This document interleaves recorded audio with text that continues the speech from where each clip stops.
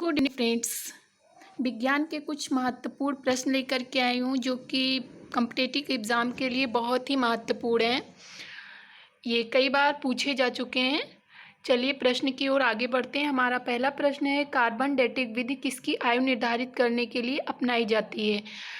जीवाश्म की। किसकी आयु निर्धारित करने के लिए अपनाई जाती है? जीवाश्मों की। हमारा अगला प्रश्न है, अत्यधिक शराब का सेवन करने से शरीर का कौन सा अंग विशेष रूप से प्रभावित होता है? अत्यधिक शराब का सेवन करने से हमारे लीवर पे विशेष रूप से प्रभाव पड़ता है। यकृत पे। लीवर मानव शरीर की सबसे बड़ी ग्रंथि है। इसका भार 1.5 किलोग्राम से लगभग 2 किलोग्राम के मध्य होता है और आवश्यकता से अधिक जो शर्करा कार्बोहाइड्रेट्स होते हैं ग्लाइकोजन के रूप में संचित होता है और जब ज़रूरत पड़ती है तो ग्लूकोज में परिवर्तित हो जाता है और इस प्रोसेस को हम क्या बोलते हैं? ग्लाइकोलिसिस बोलते हैं। क्या बोलते हैं? ग्लाइकोलिसिस।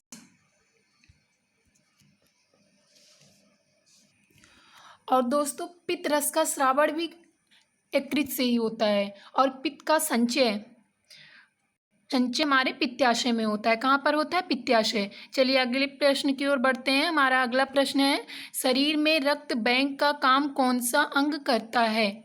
शरीर में रक्त बैंक का काम कौन सा अंग करता है? तिल्ली, प्लीहा भी बोलते हैं, और स्प्लीन। तिल्ली जो पुरानी रक्त कोशिकाएं होती हैं उन्हें नष्ट करता है।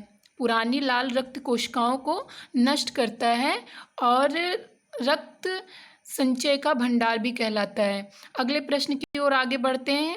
हरे पौधों में प्रकाश संश्लेषण की इकाई क्या कहलाती है? हरे पौधों में प्रकाश संश्लेषण की इकाई क्वांटासोम कहलाती है। क्वांटासोम क्लोरोप्लास्ट के पार्ट जो थाइलाकॉइड होते हैं, थाइलाकॉइड के मेम्ब्रेन में क्वांटासोम पाए जाते हैं जहाँ पर प्रकाश संश्लेषण की क्रिया होती है। चलिए अगले प्रश्न की, कहाँ पर क्वांटासोम पाए जाते हैं? क्लोरोप्लास्ट के थाइलाकॉइड के मेम्ब्रेन में। अगले प्रश्न की ओर बढ़ते हैं।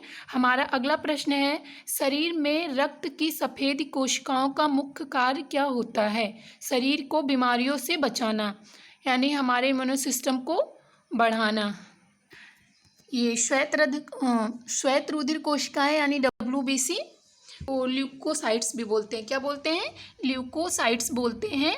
ये इनका मुख्य कार्य शरीर को रोगों से बचाना है और इनकी संख्या RBC की तुलना में कम होती है। मानव शरीर में लगभग 6000 से 9000 प्रति घन mm होती है।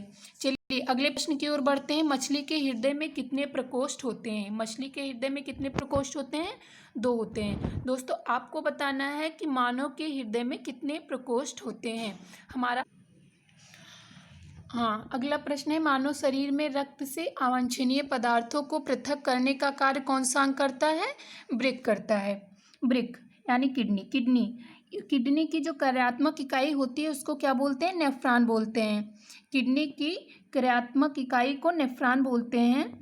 और वृक्क के काम न करने पर, अगर किसी व्यक्ति का किडनी काम नहीं करता है तो डायलिसिस करवाना पड़ता है। क्या करवाना पड़ता है? डायलिसिस। और लीवर का जो कार्य रुधिर को अमोनिया को यूरिया में परिवर्तित करके उत्सर्जन में मुख्य भूमिका कौन निभाता है? वृक्क, किडनी निभाता है। अगला प्रश्न है, 40 वर्ष पूरे हो जाने पर चर्चित अप्सरा क्या है? Nuclear reactor. क्या है? Nuclear reactor. अगला प्रश्न है, डायनमो का कार्य क्या होता है? डायनमो का कार्य यांत्रिक ऊर्जा से विद्युत ऊर्जा का उत्पादन, यानी यांत्रिक ऊर्जा को विद्युत ऊर्जा में बदलता है। क्या? डायनमो। अगला प्रश्न है, पिच ब्लेंडी से कौन सा रेडियो एक्टिव तत्व प्राप्त किया जाता है? रेडियम। कौन सा है? रेडियम।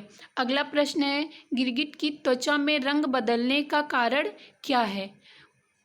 गिरगिट की त्वचा में रंग बदलने का कारण, गिरगिट की त्वचा में मेलानोफोर नामक असंख्य रंगद्रव्य कोशिकाएं उपस्थित होती हैं जिसके कारण गिरगिट अपना रंग बदलता है। ये जिस भी वातावरण में जाते हैं उस वातावरण में, अगर ये पौधों पे हैं तो ये अपना रंग मेलानोफोर, इनके जो असंख्य रंगद्रव्य कोशिकाएं होती हैं, इससे ये अपना रंग उसी पौधे के कलर में चेंज कर लेते हैं। अगला प्रश्न है, प्रकृति में सबसे अधिक मात्रा में पाया जाने वाला कार्बनिक यौगिक कौन सा है? सेलुलोज। सेलुलोज केवल पौधों में ही पाया जाता है। अगला प्रश्न है, समुद्र के किनारे उगने वाले वृक्षों में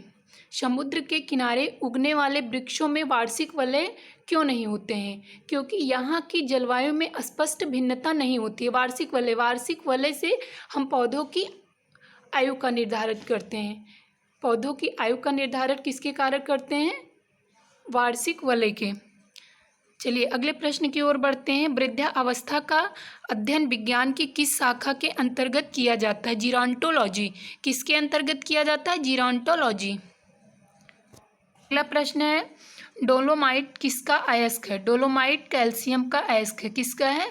कैल्शियम का। अगला प्रश्न है, खट्टे फलों में कौन सा विटामिन होता है? कौन सा विटामिन होता है? विटामिन सी होता है। खट्टे फलों में विटामिन सी होता है। विटामिन सी का रासायनिक नाम एस्कॉर्बिक एसिड है। क्या है? Ascorbic acid. और इससे कौन सी बीमारी होती है? स्कर्वी। अगला प्रश्न है, ध्वनि की तीव्रता मापने वाले यंत्र का नाम। ध्वनि की तीव्रता मापने वाले यंत्र का नाम क्या है? आइडियोमीटर। क्या है? आइडियोमीटर। ध्वनि की इकाई क्या है? डेसिबल। अगला प्रश्न है, दूध का खट्टा होना किसके द्वारा होता है? दूध का खट्टा होना जीवाणुओं के द्वारा होता है। किसके कारण होता है? जीवाणुओं द्वारा। अगला प्रश्न है, श्वेत प्रकाश के वर्णक्रम में प्रिज्म द्वारा सर्वाधिक विचलित होने का रंग है। कौन सा रंग सबसे ज़्यादा विचलित होता है? बैगनी। सबसे ज़्यादा बैगनी रंग विचलित होता है। अगला प्रश्न है, रेफ्रिजरेटर में प्रशीतक क्या होता है? फ्रेयॉन होता है। क्या होता है? फ्रेयॉन। अगला प्रश्न है हमारा, दूध से दही बनाने में कौन सा बैक्टीरिया सहायक होता है? दूध से दही बनाने में लैक्टोबैसिलस बैक्टीरिया सहायक होता है। कौन सा होता है? लैक्टोबैसिलस। अगला प्रश्न है, किस अंग के कार्य न करने पर डायलिसिस किया जाता है? दोस्तों ये प्रश्न रिपीटेड नहीं है, लेकिन पहले भी ये बता चुकी हूँ कि किडनी, अगर किसी का किडनी काम नहीं कर रहा है ब्रेक, तो डायलिसिस की ज़रूरत होती है। किसकी ज़रूरत पड़ती है? डायलिसिस की। अगला प्रश्न है हमारा, मनुष्य के दिमाग का सबसे बड़ा भाग होता है। कौन सा होता है? मनुष्य के दिमाग का सबसे बड़ा भाग प्रमस्तिष्क होता है। प्रमस्तिष्क, इसको क्या बोलते हैं? सेरिब्रम बोलते हैं। क्या बोलते हैं? सेरिब्रम।